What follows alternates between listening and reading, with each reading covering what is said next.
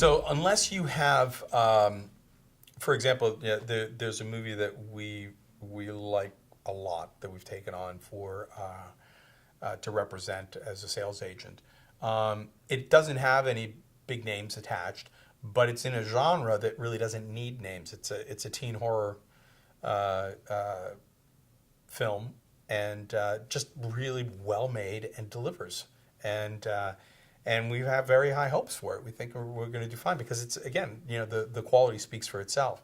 If it's not going to be a horror film, if it's going to be let's say it's an action film or a heist movie, you need recognizable names, even if they come from the television world, just because of the Netflix and the Amazons and the other VOD service providers.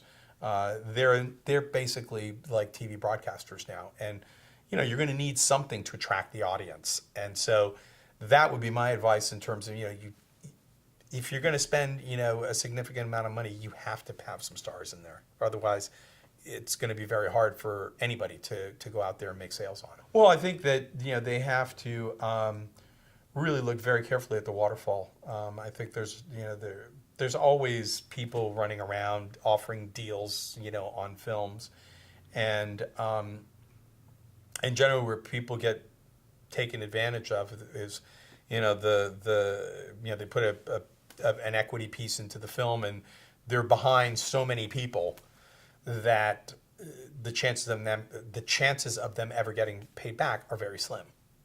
And it's a classic mistake that a lot of producers make. I tell new producers the story of somebody who I know very well, who I advised, and I told him, and I said, listen, I don't like the way that this deal is being structured. I think you're going to lose some money. And he said, well, I want to do it anyway because the filmmakers involved are people I want to be in business with. There's a studio that's distributing this movie, and the ironic thing is, the guy showed up at Sundance, and his name's on the poster as one of the producers, and he couldn't even get into the party. And so I always like to use that analogy, because not only could he not get into the party, but he lost $750,000. And it was a high-profile project with major cast. I mean, I don't want to give you all the details of it because I don't think it's fair for that my friend had this happen to him, but it did.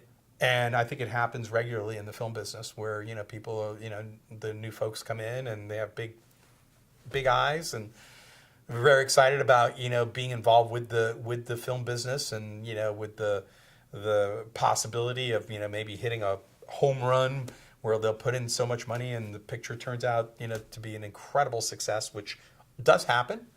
But unfortunately, the situation that I just explained happens more often than not. So that would be my advice to them. Is just be very careful to see how they recoup. Generally they want to be in a position that's either they're pari passu with the bank or they're coming right after the bank loan.